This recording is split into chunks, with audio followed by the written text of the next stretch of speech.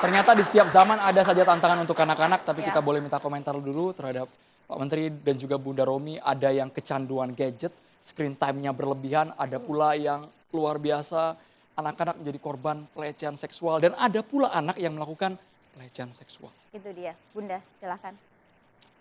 Oke, kalau kita lihat seperti itu manusia itu bisa membedakan antara baik dan buruk. Baik dan buruk itu namanya sebetulnya moral. Moral itu adalah manusia yang bisa nanti kalau dia memiliki stimulasinya baik, karena dari Allah kita dapat semua itu. Nggak ada manusia yang lahir amoral. Tetapi moral itu ada potensi kalau nggak distimulasi jadi tidak bisa kelihatan. Itu membedakan baik dan buruk. Tapi masalahnya untuk meningkatkan moral itu tidak bisa katakan hanya moralnya naikin. Nggak bisa. Ajarkan dulu empati. Memahami perasaan, pikiran dan keinginan orang lain. Ajarkan dulu kontrol diri. Ajarkan dulu nurani. Kemampuan dia bisa membedakan benar salah. Lalu respect, kindness, fairness, lalu kemudian juga tolerance. Kalau itu semua diajarkan satu-satu, insya Allah orang bisa membedakan baik dan buruk. Tidak akan mukul orang seenaknya, tidak akan kemudian nyolok orang pakai tusuk-tusukan cilok atau apa. Karena dia tahu itu salah, itu tidak baik. Tapi juga kalau kita lihat di dalam kehidupan kita, banyak sekali orang tua yang sulit atau belum mampu untuk menstimulasi itu. Termasuk juga di dalam kehidupan dia di rumah. Karena orang tua yang bisa menstimulasi, insya Allah itu harusnya dia sendiri melakukan atau memiliki kemampuan yang tadi saya sebutkan itu. Ya, tapi Itu. kalau kita lihat saat ini kan mirisnya begitu ya Bunda Romi ya, banyak tindakan-tindakan kekerasan, pelecehan justru dilakukan di lingkungan sekolah Bunda. Ya, tapi kan nggak langsung dari sekolah. Jadi anak melakukan sesuatu itu kita mesti lihat dulu juga backgroundnya. Jadi kalau misalnya dia mendapatkan pukulan dari orang lain atau kemudian melecehkan orang lain, ada sesuatu di balik itu yang mesti dipertanyakan dulu. Nah, kita harus mengatakan kepada orang tua bahwa orang tua itu memang awal dari gimana dia bisa berkembang pada waktu usia dini. Tapi begitu dia masuk sekolah, dia akan ada satu lingkungan lagi yang memberikan informasi-informasi. Dan ini yang kalau menurut saya harus antara sekolah sama rumah juga harus ada apa kaitannya, punya sesuatu kesinambungan gitu. Pendekatannya seperti apa Bunda Romi? Bisa kasih contoh secara real gitu? Ya, Narasi yang contohnya dibangun adalah pada gini, kalau orang tuanya nggak paham, sekolah lebih paham tentang bagaimana menstimulasinya, ajarkan ke orang tuanya. Itulah yang penting. Kalau orang tua nggak semua punya, mohon maaf, pendidikannya yang tinggi atau apa, kadang-kadang mereka sendiri nggak memahami. Jadi kita harus bantu orang-orang yang di sekitarnya. Nah ini yang diajarkan seperti itu. Kalau hanya mengatakan kamu nggak boleh gini, kamu dimarahin nggak boleh gini, kamu di push up gitu, mematikan hanya dampaknya saja. Penyebabnya nggak ada, nggak dilakukan sesuatu, gitu. Tapi bukannya saat ini kan kalau dilihat begitu ya, justru banyak juga para orang tua yang punya caranya sendiri untuk mendidik anaknya. Kalau kemudian ada yang memberitahu ataupun Anda jangan menggurui saya lebih tahu bagaimana cara mendidik anak saya. Saat ini justru maraknya seperti itu Bunda, bagaimana ya cara kemudian? Iya, kalau kita merasa bahwa kita paling benar sendiri, ya itu nanti insya Allah sulit untuk orang memberikan masukan-masukan ya kan.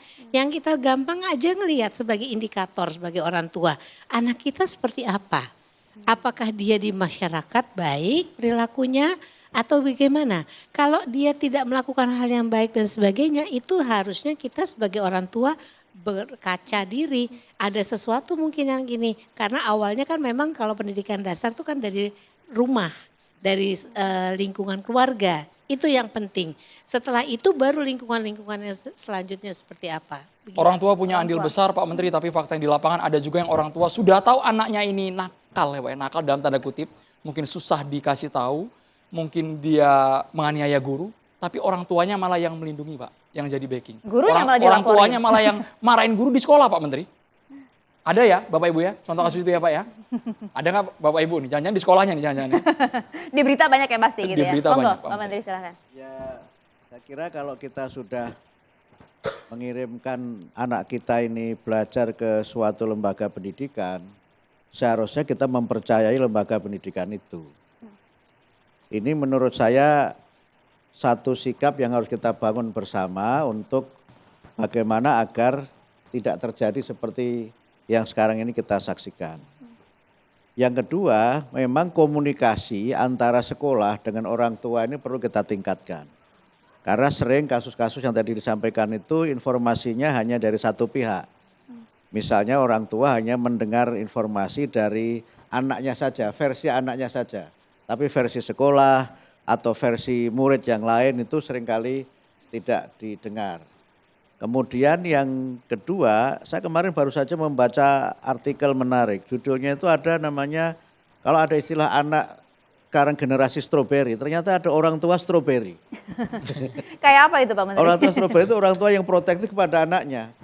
Terlalu protektif sehingga sudah dikirim ke sekolah, tapi tidak percaya pada sekolah itu.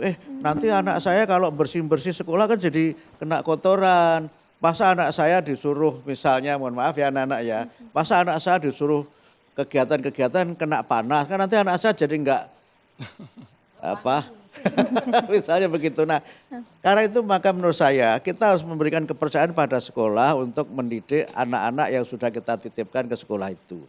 Yang kedua kita perkuat komunikasi, karena sekarang memang komunikasi tidak selalu berjalan dengan baik ya.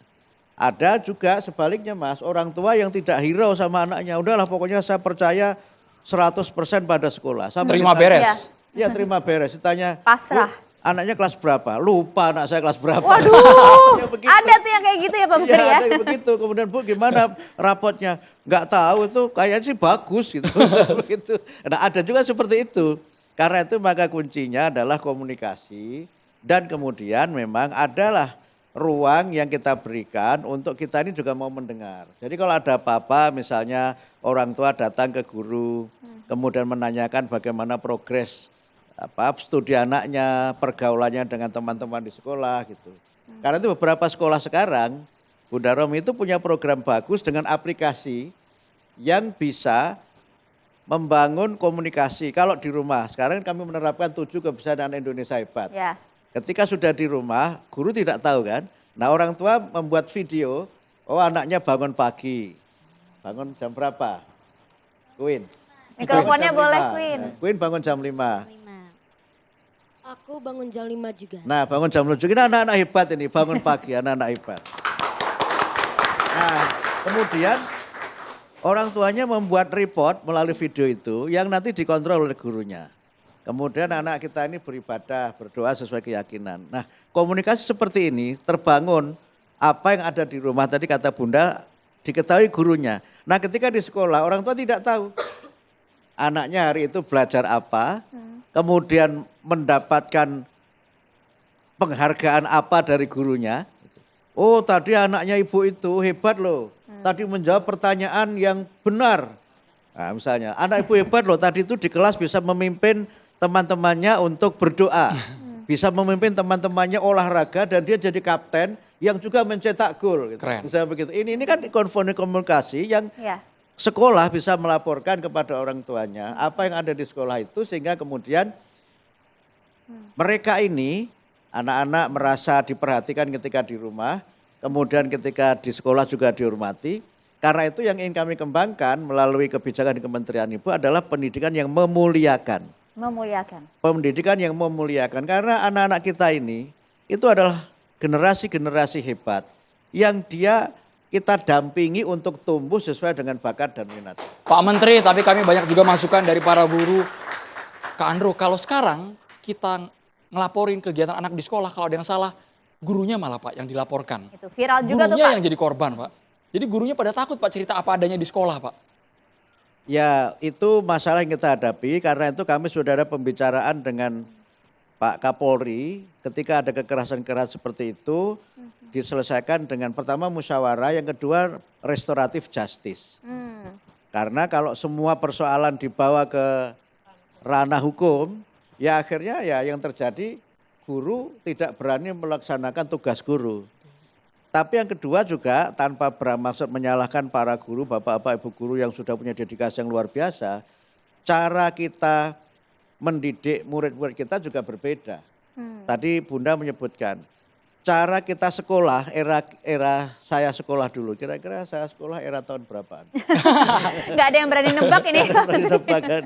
Ya saya belajar itu di sekolah dasar itu lulus tahun 80. Wah, Era itu tentu beda dong dengan cara kita mendidik di era yang lahir tahun 2000 atau tahun 2010 dan seterusnya. Karena apa? Ya memang mereka tumbuh dalam dunia yang berbeda. Nah sebagian dari kita itu masih mengatakan dulu tangan saya dipukul guru juga nggak masalah kok, jadinya juga menteri gitu. Bisa begitu. Tidak bisa lagi kita pakai cara seperti itu. Karena apa? Ya anak sekarang itu harus kita terima apa adanya. Jadi selain memuliakan itu menerima mereka apa adanya. Tidak boleh ada labeling, tidak boleh ada target-target. Kamu harus begini, harus begini, harus begini. Itu bukan esensi pendidikan. Ya. Tapi yang juga tidak kalah pentingnya adalah, mohon maaf, sebagian kita yang orang tua ini tidak mau jadi pendengar. Waduh. Maunya jadi pembicara terus. Kayaknya banyak tuh yang seperti itu ya Pak Menteri ya. Nanti kita juga ingin tanya nih, kalau Mbak Tasya Kamila ini termasuk orang tua yang seperti apa nih ya? Dijawabnya nanti ya, sesaat lagi kami akan kembali untuk Anda.